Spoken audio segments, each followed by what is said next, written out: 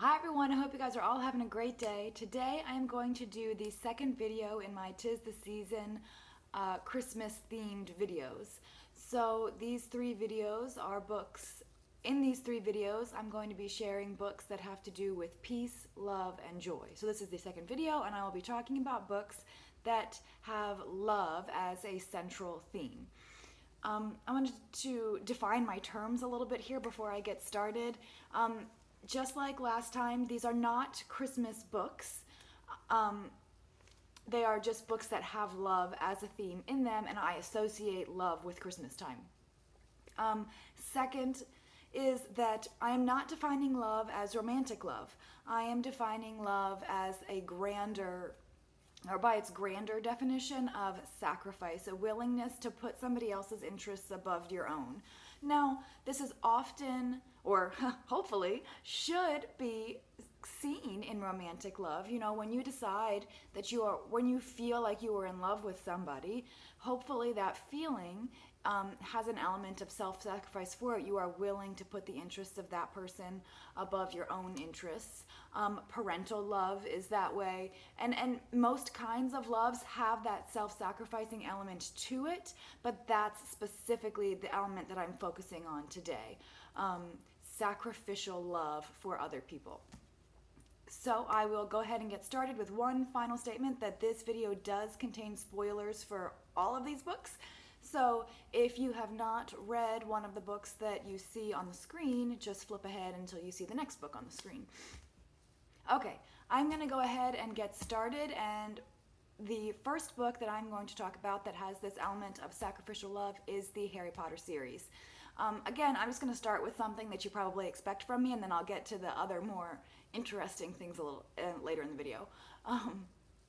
In the Harry Potter series, this is, as a child, this was probably one of the first books that I ever read that had this ultimate sacrifice in it. And it's woven throughout the entire series, starting with Harry Potter's mother, who sacrifices herself to protect him through the kind of magic that she uses through a special kind of magic when she dies.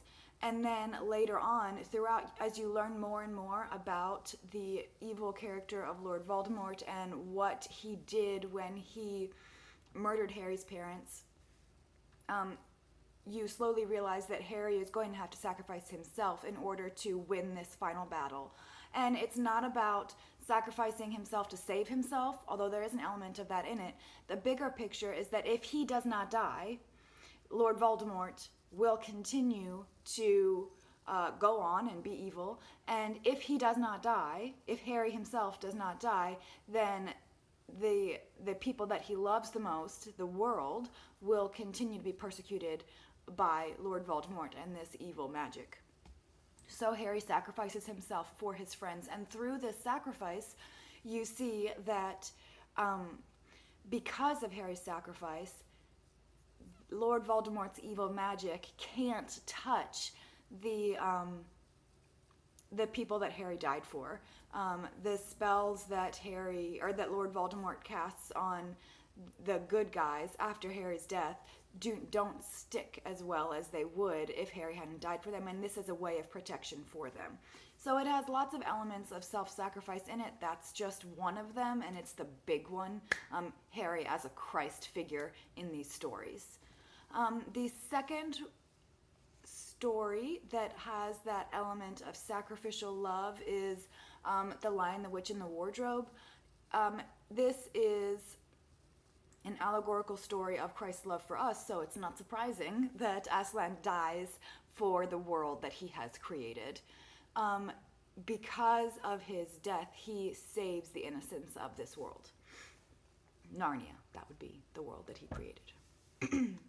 I have a couple here that I think may surprise some readers, but when I think of sacrificial love, and I was going through the books that I've read over the past few years, these are just what I came up with. So the first one that I'm going to talk about is The Stand. This is a Stephen King post-apocalyptic type book, and in this book, the good guys, the good characters, are trying to survive after a disease has killed most of the population in the world, and they're slowly moving west for reasons that I'm not going to tell you, because that's part of the plot of the book.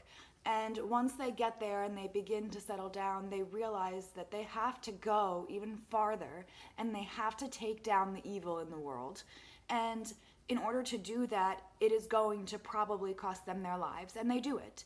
There are several characters who go farther west, one on his own and then others as a group, to go and take down the bad guy, and it does cost several of them their lives. So that is an element of self-sacrifice. These people sacrificed their own lives for the greater good, okay? So they showed love in that way. The next is another Stephen King book, The Shining. This is my favorite Stephen King book that I've read so far. It's also the first book that I ever read by him. In this book, you're following a small family who has moved to a hotel in Colorado to help take care of it over the winter. And the hotel is essentially haunted. And the little boy in the story has the shining. He has this gift where he can see beyond, and he can see things that are happening in sort of another dimension almost in the hotel. And not only can he see it, but he can be harmed by it. And so that's part of the conflict in this story. And in this story, the dad is very susceptible to the evil in the hotel. He's far more susceptible to it than other characters in the story, which is a very interesting element of Stephen King's writing to begin with. Why is this character more susceptible to the evil present in the home? And so anyway, the little boy is in grave danger because his father is becoming more and more abusive, and he's becoming more and more possessed by the evil in this household. And there's a character in the book who also has the shining, and he's all the way across the country, and he gets this vision that something is happening, and he has to decide, is he going to go save this little boy? Is he going to sacrifice all of his plans and, you know, money to fly back to Colorado for this one kid? Is that what he's going to do? And he decides that yes, he is going to do it. He sacrifices not just his money and his time, but he knows very well the evil in that house because he lived there for a while. He knows what he's going to go up against, and he doesn't know if he's going to survive it, but he chooses to go and attempt to protect this little boy.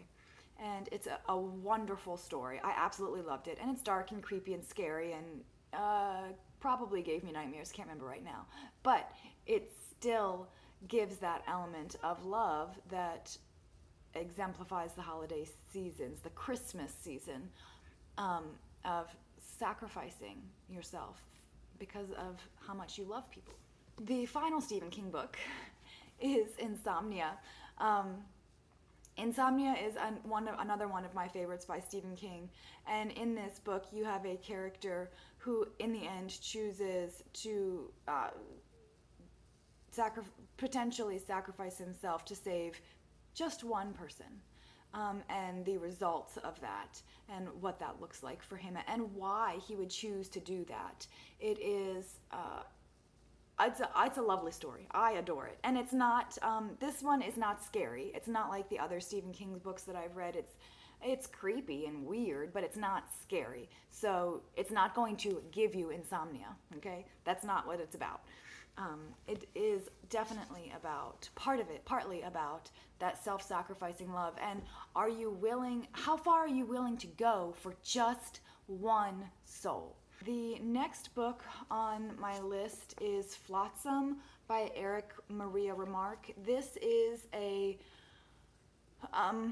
fictional story of refugees who are fleeing Germany during right at the very beginning of World War II, and it is about how they make their life together, how they work through this concept that they don't have a home anymore, and nobody wants to give them a home, and nobody will take them in.